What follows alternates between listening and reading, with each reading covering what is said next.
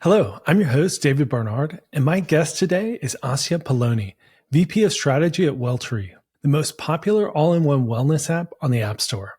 On the podcast, I talk with Asya about what to do when there are no jobs to be done, how to build innovative features, and why copying Duolingo's engagement strategy probably won't work for your app. Hi, Asya. Thanks so much for joining me on the podcast today. Hi, David. Thanks for having me. So I want to get started with the story of Welltory. And you just told me right before we started recording that Welltory is actually a combination of wellness and laboratory, which I think is really cool and maybe is kind of a hint at what the app does. But yeah, why don't you tell us the story of the founding of the app and then how you ended up joining the team? Yeah, sure. So I think Welltory being wellness laboratory isn't just a hint about what the app does. It's also a hint about how it was founded. So basically, my lovely founder, Jane, she was and is a serial entrepreneur. And aside from being a serial entrepreneur, she also had mentored a bunch of startups. And at some point, she noticed A, that she was suffering from burnout, and B, that a lot of the startups she was mentoring were failing not because the idea was bad or that the people were incompetent or that nobody needed the product. It's because, like, as a founder, once you hit too many bumps in the road, you just burn out. You're just done. And then you can't rise up to the next challenge. And she became very interested in the mechanics of how it works. Because, like a lot of people who work really hard, they neglect their bodies and it comes back to haunt them.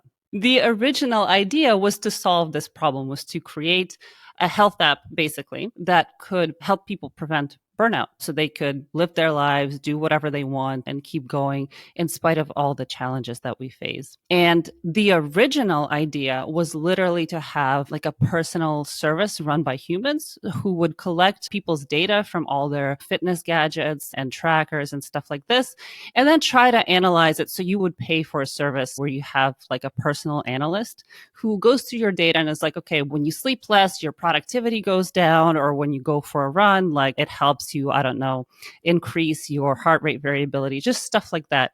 But of course, stuff like this is difficult to scale. But it was originally like a wellness laboratory. Literally, there were people analyzing people's data and telling them what they need to feel better. Jane realized that the metric that most accurately reflected people's well-being and health was a metric called heart rate variability.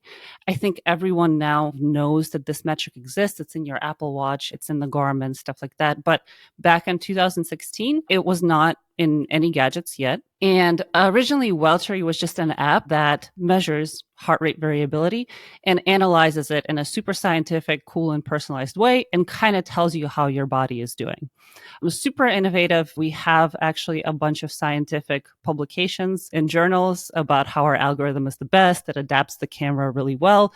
And the app still does this, actually. And then so we pivoted to an app. And then I think there were a couple of other pivots. Like at some point, we tried even having our own wearable. And then we pivoted towards a kind of a Google Analytics for health. So there's like this one metric that people use to measure their overall well-being. And then they connect a whole bunch of other data and basically look on a really complicated dashboard to see which of their lifestyle factors, like how they slept, how much they walked, and stuff like this, all impacted this one important metric. And this worked beautifully for a very, very niche audience. Yeah, it's kind of sometimes the founder trap, right? It's like you build something for yourself and then you realize like, oh, wait, I'm the only person and like 10 other people like me are the only target market. Oh, wait a minute. We need a bigger TAM for this to be successful. Yeah. So how did you expand beyond that like really narrow niche of people? So this niche of people is like, it's not that narrow. It's pretty big. It's like all the guys who listen to Andrew Huberman, people who want the kind of like Google Analytics for health are very specific. They're either like athletes or they're eternal optimizers. There's big cohorts of them. But we kind of realized that it's not going to work for the mass audience because most of us have no time during the day to do absolutely anything for our health.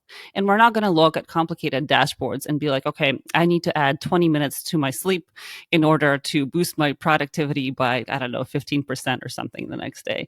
So we kind of started to try to figure out what it is that people actually want from health and wellness apps and what jobs they're trying to complete when they're downloading and using these apps. And we came to a very interesting conclusion, which is that there are actually no jobs to be done in health and wellness apps. And what I mean by that, so if you look at the overall health and wellness market, you'll see that there's a lot of niche offers. So there's things for athletes because these are the people who are already going on some kind of run or doing a workout or something like this. And they just need an app to help them like track their pacing and stuff like this. And then there's apps for people who are really sick. So people who have blood pressure issues, for example, they need a blood pressure journal because they have to measure their blood pressure every day. So for both of these segments, like people who are athletes or optimizers and people who are sick, something happens to them every single day that prompts them to open the app or use the product. And it kind of like gives those apps fairly high retention rate. But for most people, they're not going on runs every day. They're not taking care of their health every day. And there's no like real life event, when you have to call an Uber, something is happening to you in real life. You need to get to a place. And then you open this app to get the job done. That's a really interesting framing. And as you were talking, I was even realizing some of the bigger apps in health and wellness, like one that stands out very specifically is Strava. And kind of in your framing, it actually makes a ton of sense that that app grew as big as it did because there's a very specific job to be done tracking your cycling. Or there's kind of a main job to be done, and there's all sorts of sub jobs to be done as far as like sharing it with friends and like capturing the leaderboards and things like that. But there's that like trigger.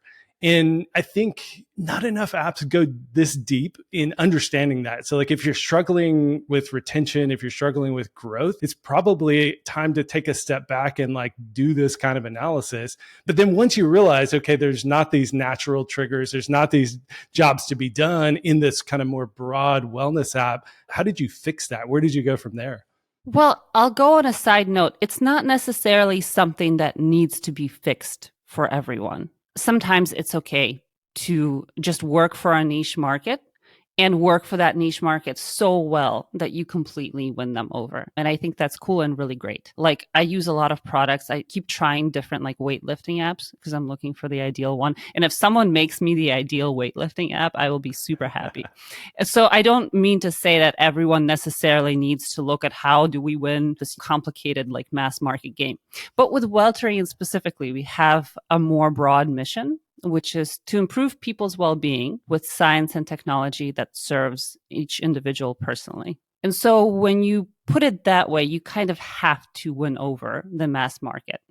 So all of those people who actually don't have any jobs that need to be done in health and wellness tech. So where we started thinking about it, we started looking for a trigger. Okay, there are no natural triggers that are occurring in people's lives that would prompt them to open a health and wellness app and be like, okay, tell me what I need to do to take care of my health right now. But if you walk down the street or if you just like watch people go about their day, you'll notice there does exist a very odd trigger in people's lives. Like, when you see someone standing in line and they're kind of bored, and to alleviate this boredom, they open their phone and they start flipping through like TikTok or Instagram or something like this.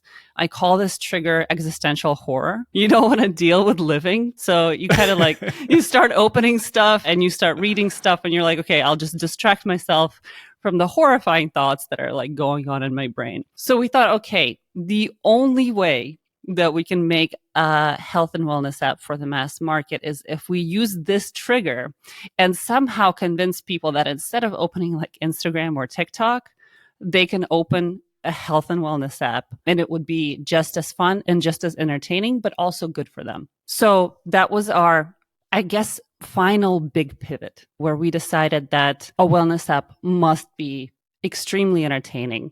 It has to show people something new every time they open the app. And it has to really avoid shaming people, because a lot of times people who think about their ideal health app, they're like, okay, I will just give people very specific metrics, very specific goals that they have to meet every day. But then, of course, what happens is people open this app, they haven't met any of their goals. Their metrics look bad. And that's the last thing you want to see if you're standing in line and you're opening an app to distract yourself. You don't want the existential horror to get worse, right? You want, Right. you want the existential horror to get better. So we embarked on this odd journey of making a wellness app that moves away from the goal setting and the shaming and more towards the TikTok and Instagram type of entertainment. So you've kind of hinted at it, but I wanted to actually read off this list because you and I first met at MAU in Vegas. I was actually in your session and then came up to you after the session because I just thought it was so great. So in that session, and I went back to the slides and took notes, you listed 5 things. I actually wanted to go through each 5 of these individually. You kind of gave the overview, but your list that you gave on stage is make it magical, make it relevant, make sense in real time, make it novel, make it pleasurable. I just thought that was such a great framework, a great list, a great series of things to think about. And again, kind of like you said about if you're not a mass market app, you can serve a niche and not have to think about all these sorts of things. But I think this is a fun list for anybody to think through. So let's think through each of these individually. Like, what do you mean? Make it magical? And then how did that play out in Welltory? So I came across the concept of magical apps in a very odd way. I was reading a book about the witch trials by this wonderful feminist scholar, Silvia Federici. And she was talking about why it was so important during the rise of capitalism to break the power of magic and to eliminate witchcraft. Because in essence, magic at its core is the refusal of work in action. So when we think about things that are magical, there are things that give people something for doing absolutely nothing. And preferably something that's like very pretty and sparkly and like looks nice and makes us feel good. So when we think about the ideal health and wellness app, I wanted to have that vibe. You have to do nothing, and then you get things that make you feel better and are also good for your health. That's kind of the vibe that we're going for.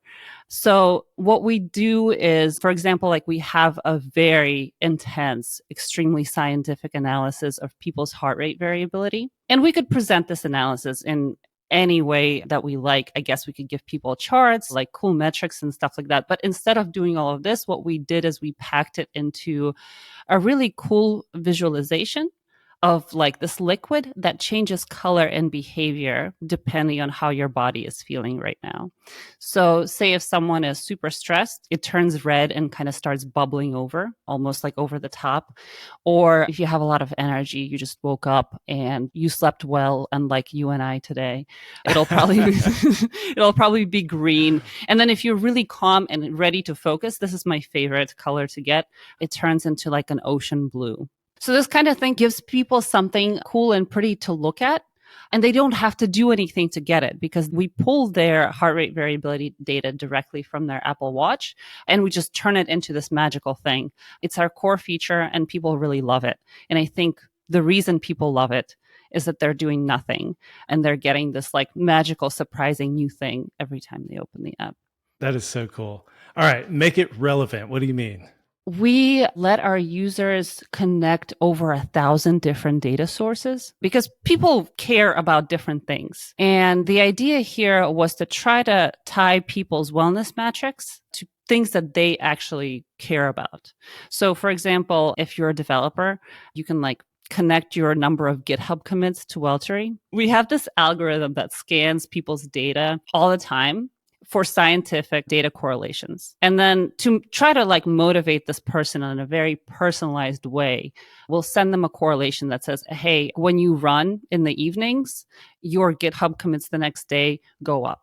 So when you're telling people something that is very personalized, you're not telling them, okay, if you're like super stressed today, eventually, if you're stressed over and over for long periods of time, your risk of a heart attack might increase 10 years down the line.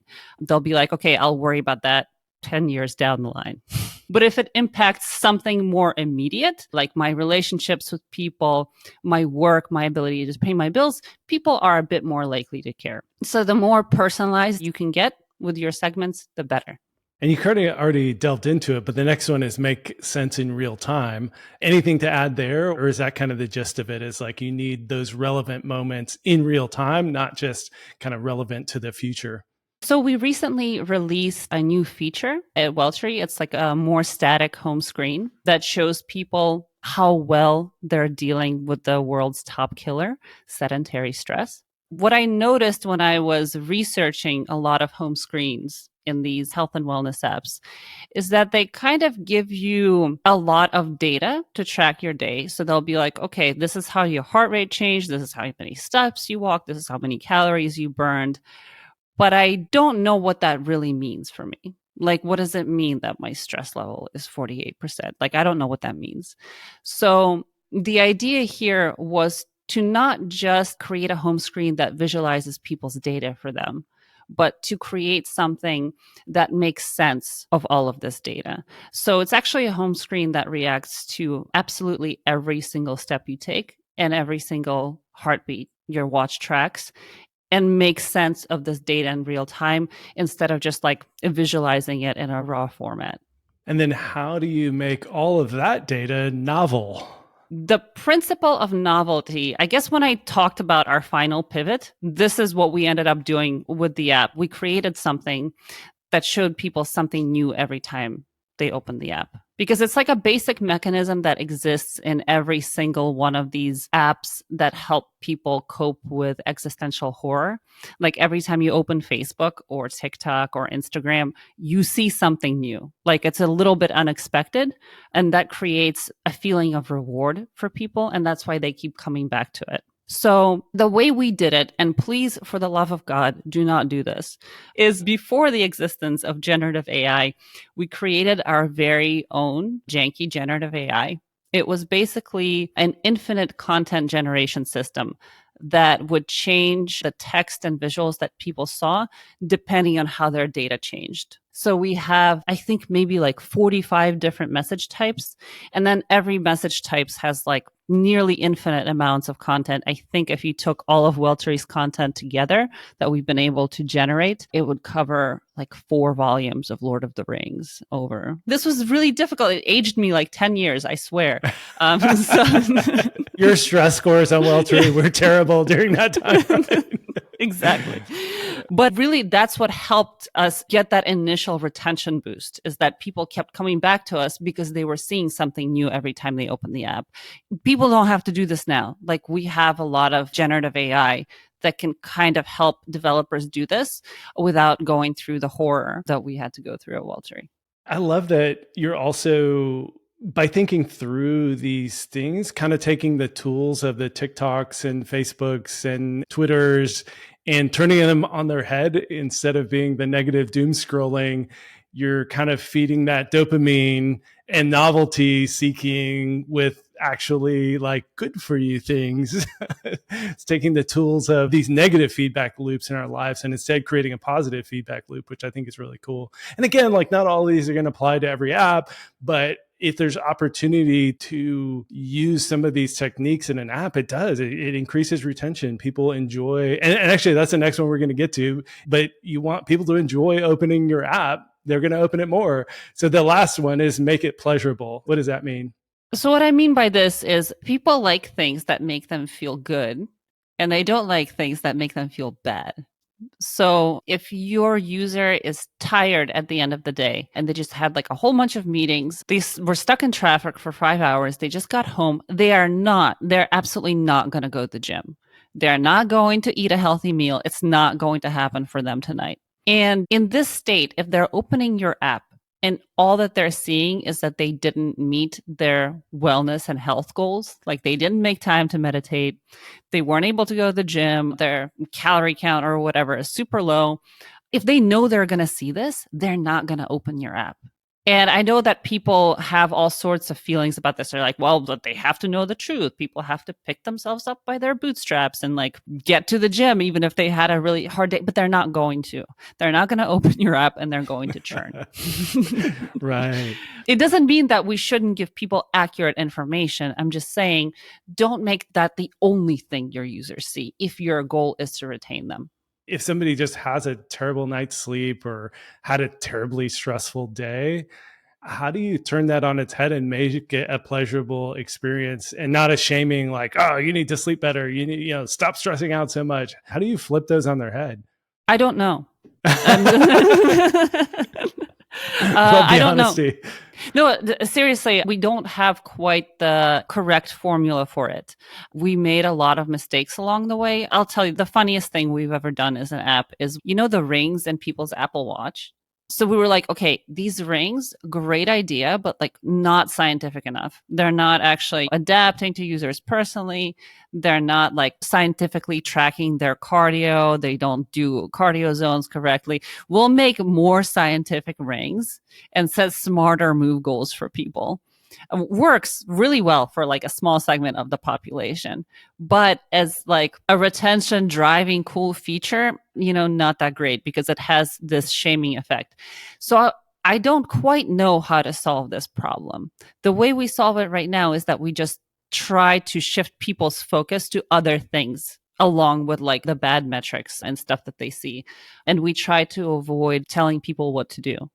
But this is a big problem to solve. And I don't want to tell people that we know how to solve it perfectly yet, because to be honest, I don't. I'm still struggling with it.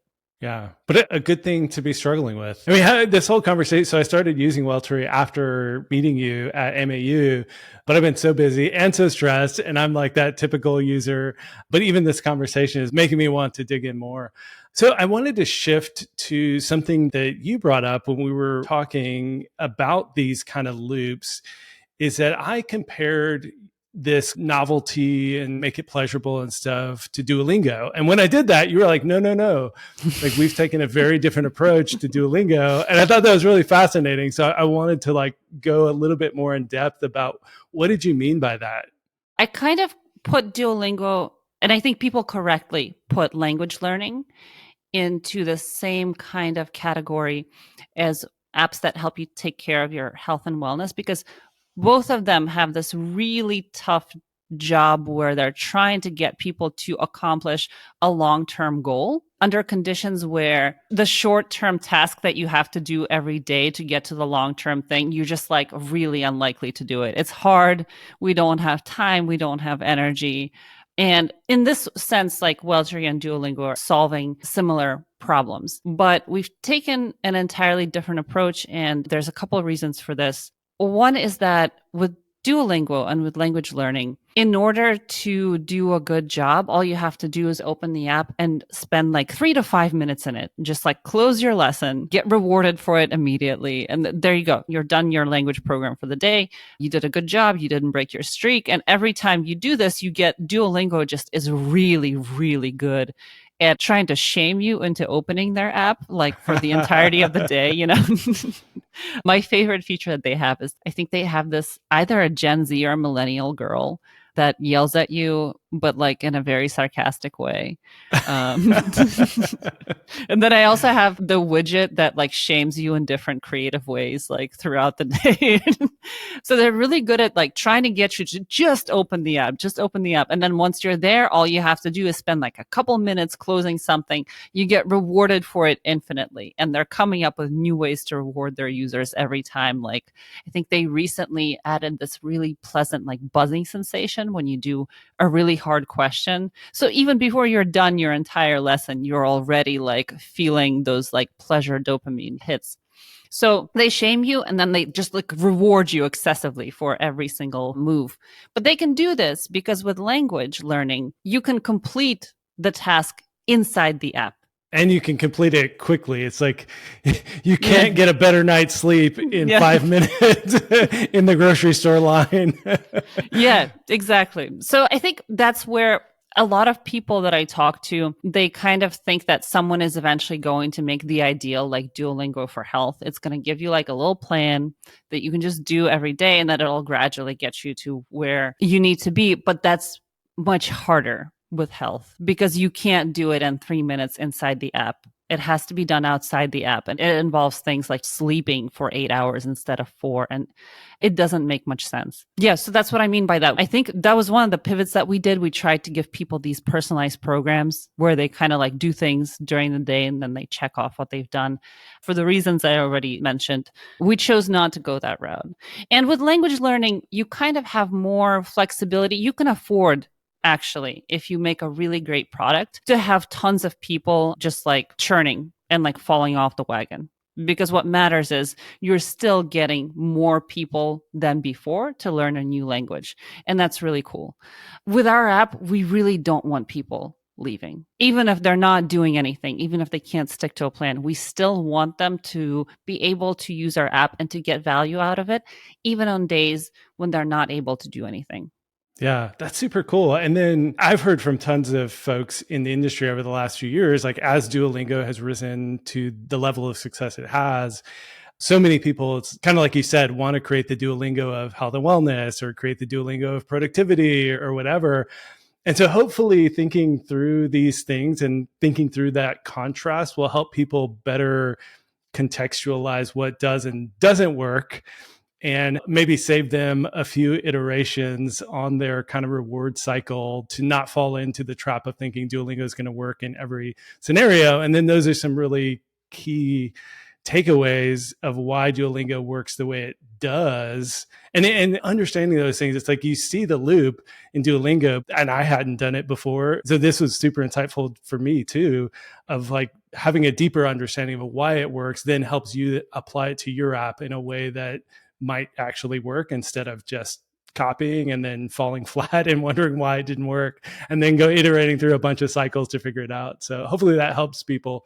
I thought it was super fascinating. So next up, I did want to move to innovation. Y'all have done a lot of innovative things in the app. And then, I know as VP of strategy, it's something you think a ton about day in, day out, and working closely with the product teams and kind of influencing the product. So how do you think about innovation in the app, and then lessons that others can learn from to think about innovation in their own apps?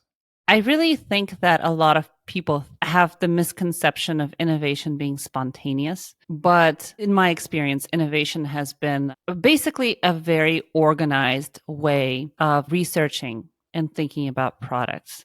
And after a few years, I mean, I've been at Welltory for, I think, 7 years, maybe even 8 years at this point. And over the years, I've kind of developed an innovation framework that our team uses to really think through new features. And I'm not talking about monetization mechanics or kind of small improvements, but really innovating new core features that radically change your product. And we've used this framework successfully. I will say it's not perfect, and I change it every month or something like that. But I guess I can kind of explain how it works and how to use it. And maybe it can help some people think through the new features they're thinking about making.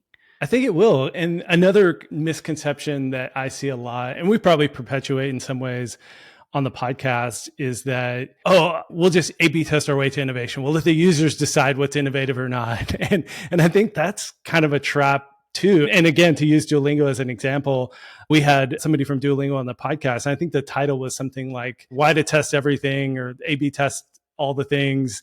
But again, it's like, well, you can understand at Duolingo why that works. They have a ton of resources and they are doing innovative things, but they're also a more mature company.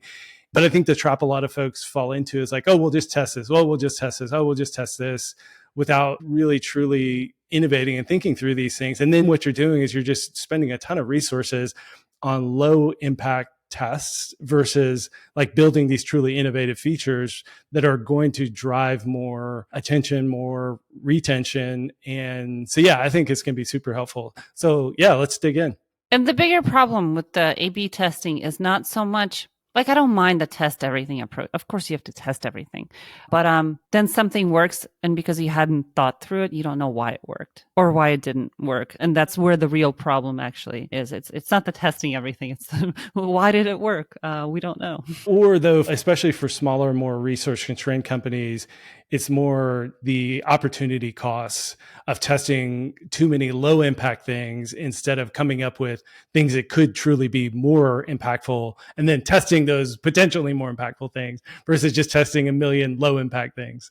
I can talk you through some of the pillars in our framework. The first thing that we always look out for is, does the thing that you want to make actually align with the company mission? I think a lot of people do this, but a lot of people also skip this part. So ours is to improve people's well-being with science and technology that serve each individual personally.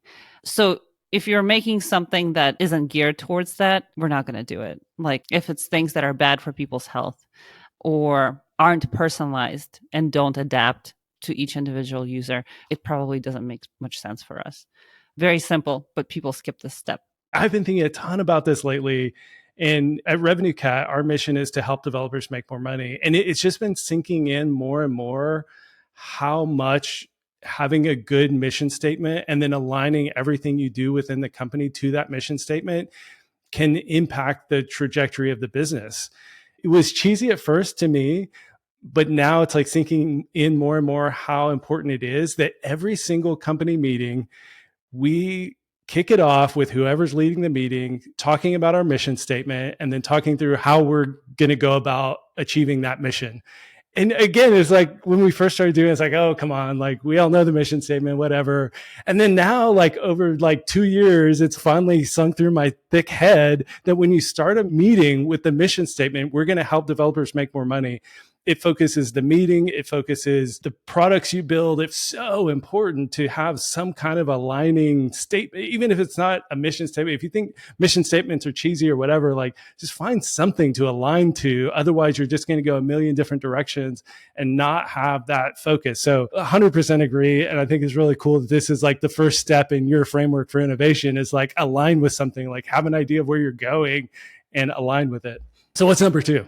Number 2 is it's really a good idea to visualize this person that you're trying to make the feature for. Just know your segments and know which one you're making this particular feature for.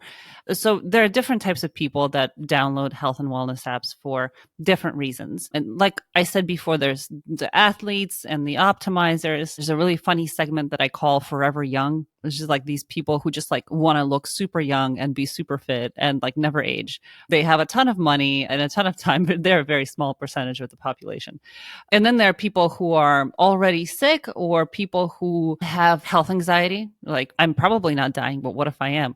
But our biggest segment, we personify him as the dude from The Big Lebowski.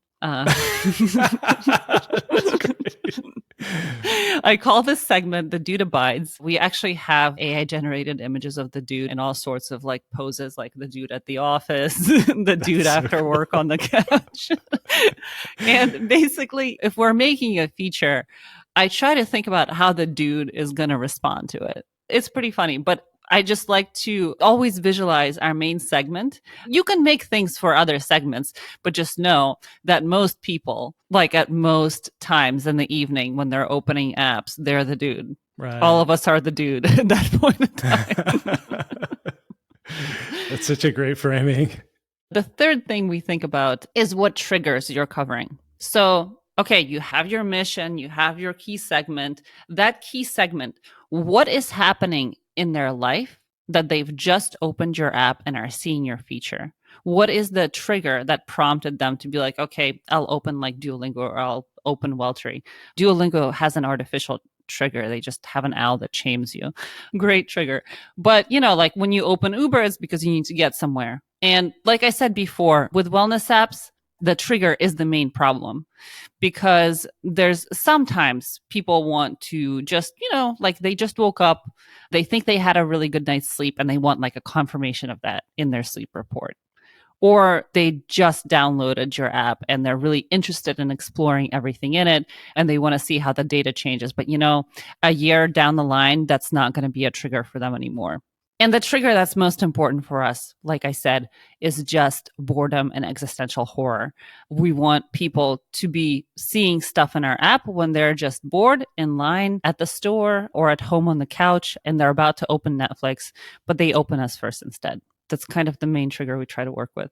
I really like thinking through that too, because if you build this awesome feature in the app and there's no trigger to go explore it, nobody's going to explore it. So it's like, you got to think, okay, we've got this great idea. It's going to be this super innovative feature, kind of like the rings you were talking about before.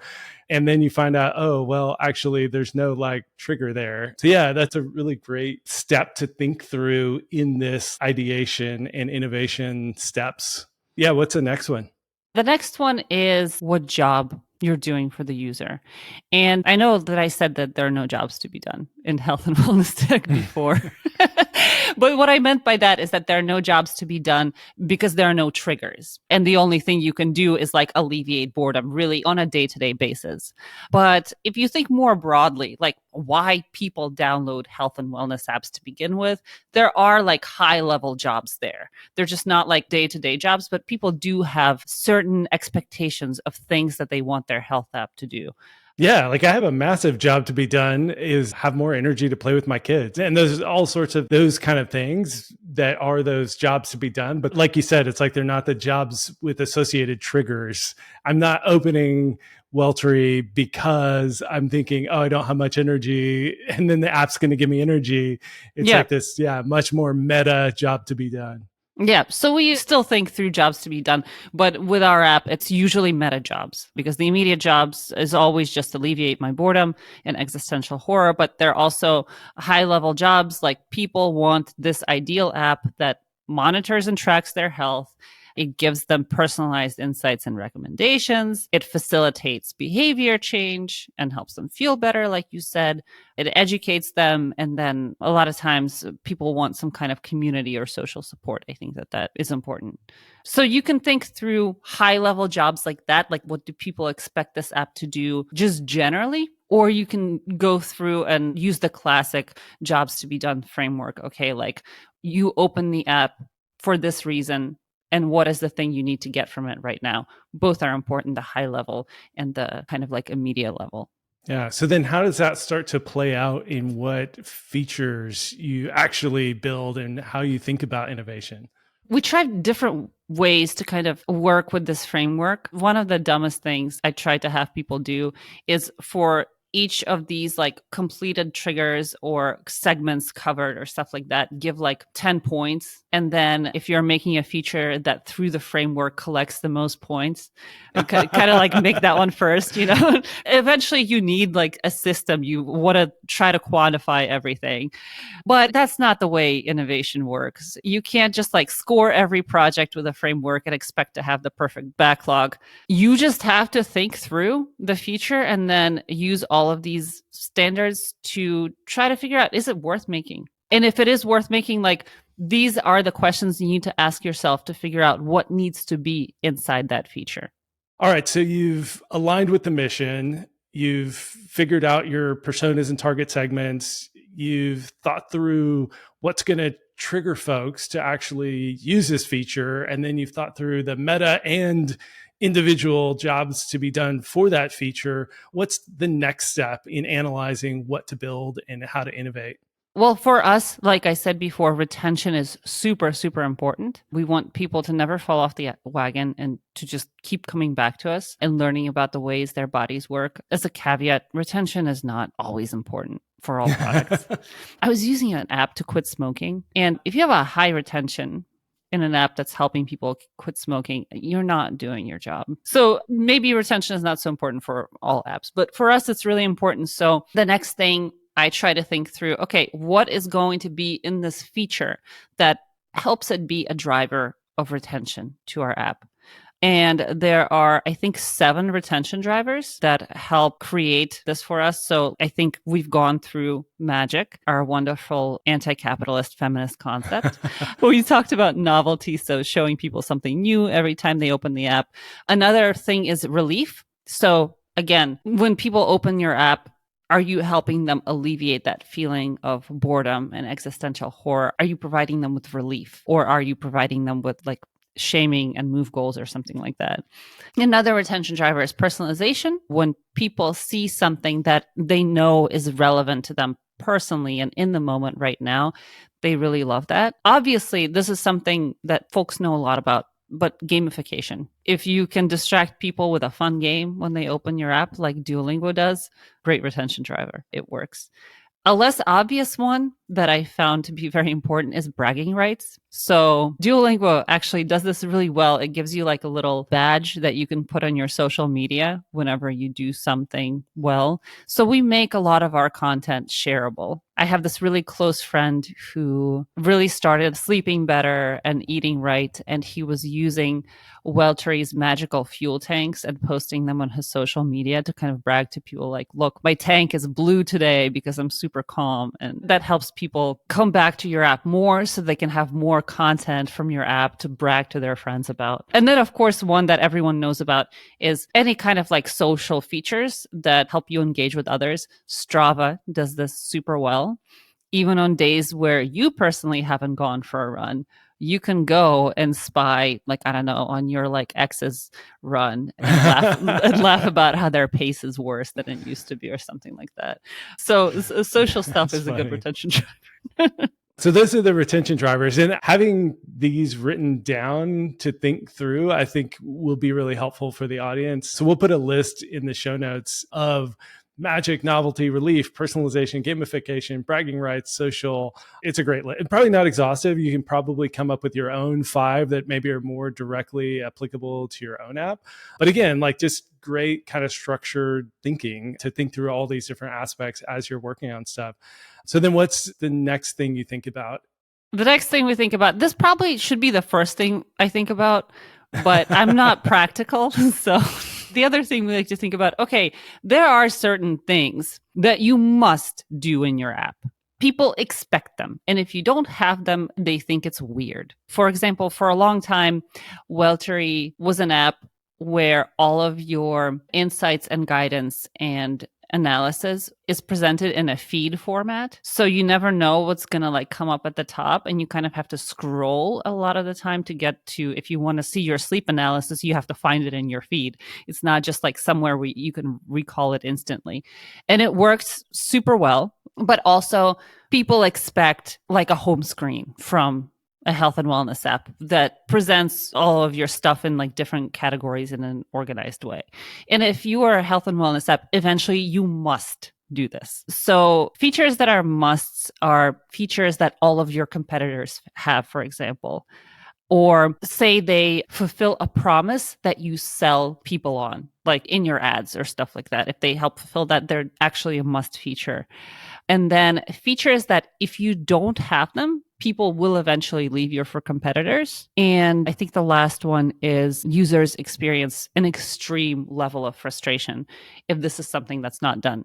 Yeah, and like fixing bugs and making the app launch quickly. And like there's definitely some must-haves that do still need to be prioritized. And again, even if they're not innovative, you do have to just get them done. Yeah, exactly. Musts are weird. Sometimes you can complete delighters before musts in order to like win some users over. You were saying that you did this in your weather app recently.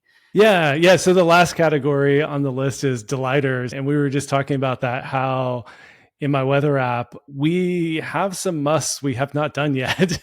There's expectations, and we see it in the reviews. Unfortunately, we've gotten some negative reviews of like, how are you charging $40 a year and you don't even have this basic feature every other weather app has?